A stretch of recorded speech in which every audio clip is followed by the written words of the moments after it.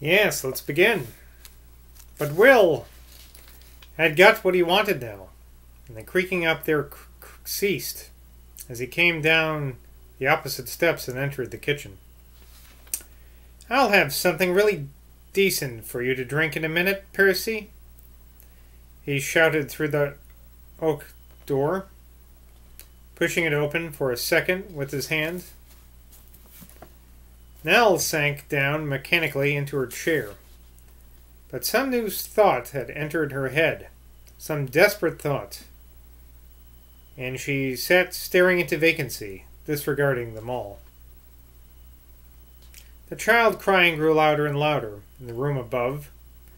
Zuki was scolding it now, but that was even less effective than her un, two, dree, vor. Dave had recommended his attempts to loosen the ginger beer stopper. He'd recommenced them, not recommended. Recommenced them. That makes more sense, doesn't it? And Persephone was swallowing her second piece of dry bread and butter. "I can't think now," began Matt Decker, half rising from his chair. There were beads of sweat on his forehead, and his whole face had darkened to a dusky red. Zoyland came rushing in now from the kitchen, opening the oak door with a heavy kick and letting it close behind him. In one hand he held the bottle, in the other 3 tumblers.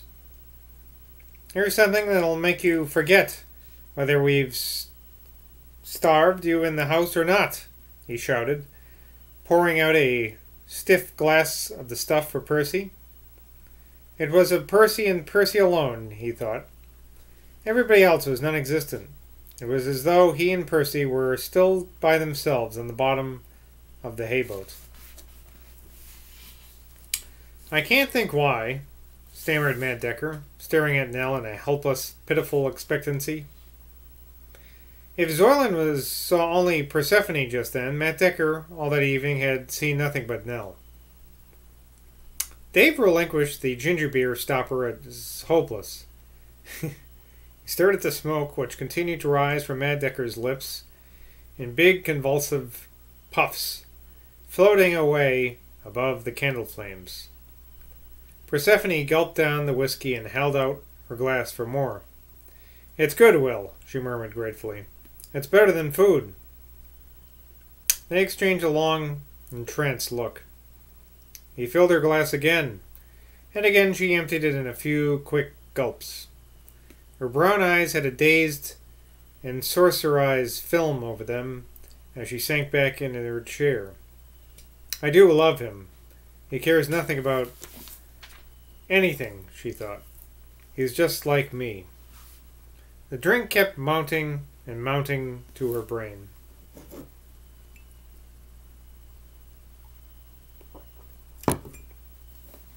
Zoyland drank out of her glass and then refilled it for the 3rd time. He made an automatic motion of passing the bottle to Dave, who shook his head.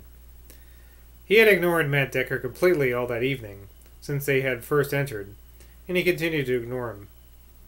His eyes were as luminous with excitement now as Percy's were languid with enchantment.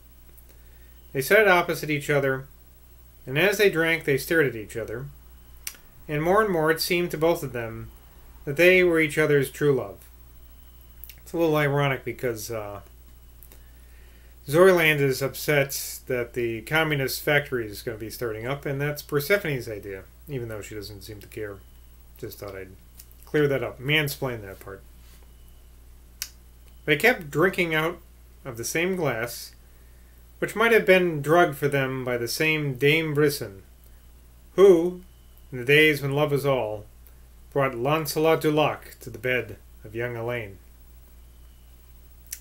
Dave, as he looked now from one to another of this distracted company, said to himself in his heart, "And this sort of thing is what they call a personal life.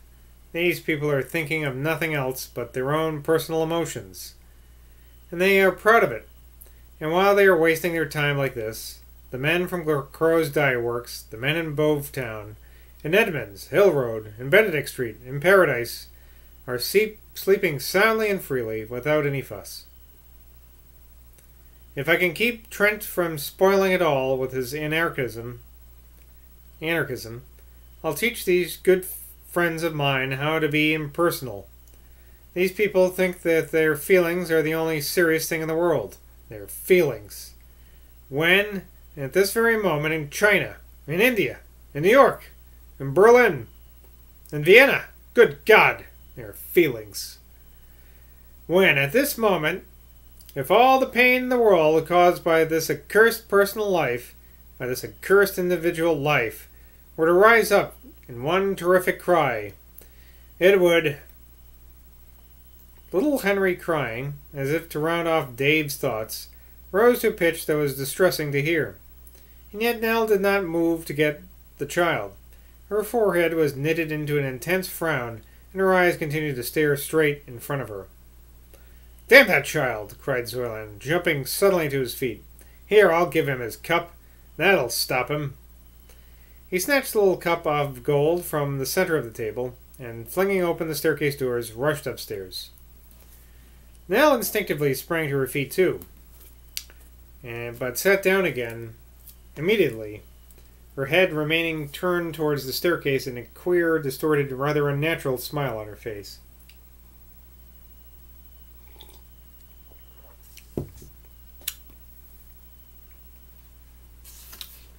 Whatever Zoyland may have done when he reached the top of the stairs, he was evidently completely successful in soothing the child. For the listeners at the candlelit table, and none of them spoke a word, were aware of the baby's cries suddenly dying down. Little gurgling, whimperings followed. And then a profound hush, a hush that was broken up finally by the voice of Zuki, uttering the words, "God be on us," which was the woman's favorite commentary upon the waves of Providence, when thoroughly surprised by any curious occurrence. Apparently satisfied that the personal manias of his troublesome relatives had reached some kind of temporary surcease, and made aware by the look of their countenances that objective conversation was for the moment suspended. Dave Spear slipped his hands into his side pocket and brought out his book on Atlantis. He was too polite to read in company, but the sight of this volume, laid on the table by the side of his plate, gave him a sort of reassurance that speculative thought upon serious matters was not wholly impossible, even in White Lake Cottage.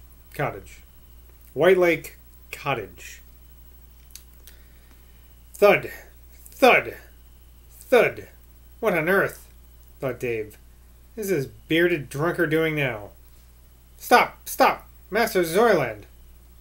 The agitated voice of Mrs. Pippard and her shuffling scramble in pursuit revealed the nature of the bastard's action. He was carrying the baby downstairs. His appearance with the child in his arms was a signal for them all except Dave to rise from their seats.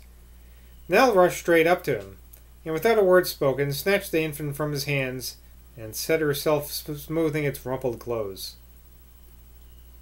She took it to the couch under the brown curtains by the window and began rocking it on her lap, swaying her body backward and forward as she did so, and murmuring to the child apologetic whisperings.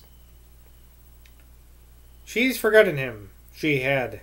She'd forgotten her baby and her bad thoughts. There. Go to sleep, my precious. Go to sleep. There. Both Zoyland and Persephone were already under the power of what they had drunk, but he now filled their glasses again from the oblong, flat-sided bottle he had brought down from the room, and once more they resumed their seats opposite each other. With each drink she took, the tall girl's entrancement increased. Her dark eyes were swimming now with a newly awakened desire for the man's embrace. She snatched every movement he made, and her whole body, as she lay down in her chair, cried out to him in wordless yearning. "We are yours," her child breast cried. "We are yours." Her long, relaxed limbs answered. "We are yours," whispered her warm neck and her glowing curls. "We are yours," echoed her sinuous waist and her boy hips. Meanwhile, Mrs. Pippert had begun to clear away the supper things. Each time she took anything from the table, she threw a disapproving, disgusted glance at the state Persephone was in, and did her best to catch the deep-set, somber eyes of the vicar of Glastonbury. But Matt Decker had no eyes for anyone but Nell. The man's inmost nature was seething, fermenting, heaving, upheaving, beyond restraint. Of the bastard and Percy he noticed nothing. They made part of a hateful burden of enemies, all of whom, including even poor Dave with his Atlantis book, the pages of which the indignant revolutionary was now permitting himself to turn, were to his mind persecuting, outraging, tormenting his divinely enduring lady and her sweet child. When the table was clear of everything except the small golden cup, Zookie Pippert stretched out her hands to seize upon it, so that she might fold up and carry away the tablecloth. But Zoyland intervened. Of course he did.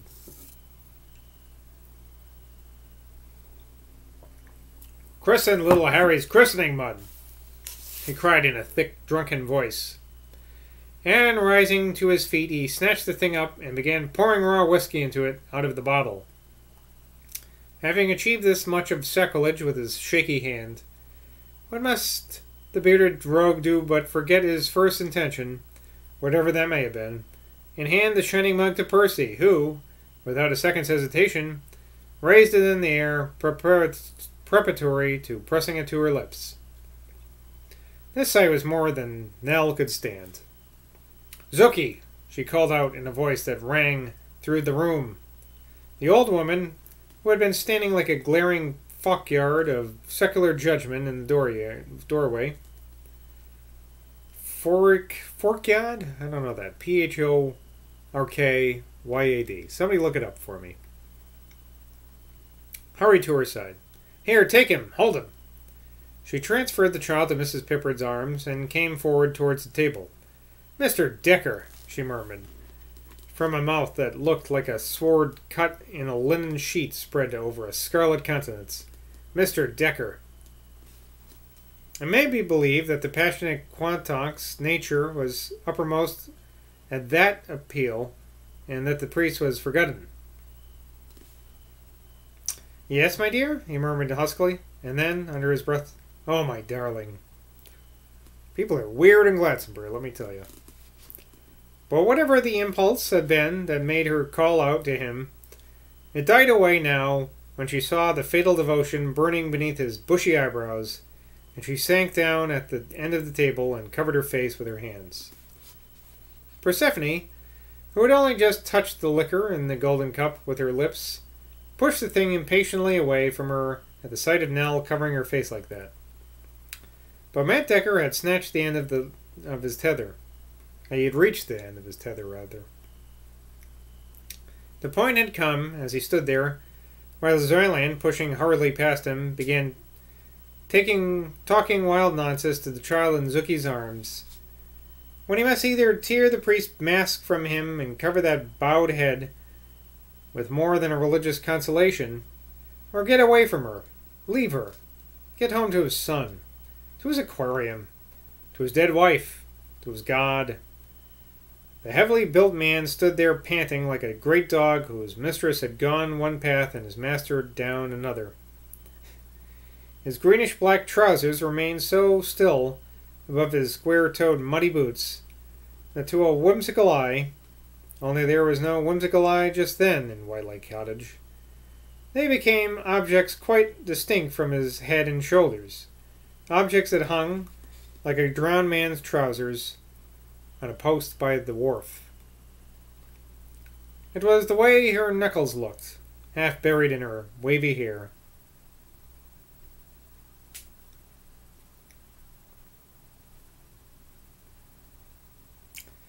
I'm sorry. I was just reading the last part. It was the way her knuckles looked, half buried in her wavy hair, that he couldn't endure another second. If only she would speak to him, he could choke down this feeling. He shut his eyes and pressed his clenched hands against the flapping coattails which hung down on each side of those baggy trousers. If I don't get out of here at once, he thought, I shall forget myself completely.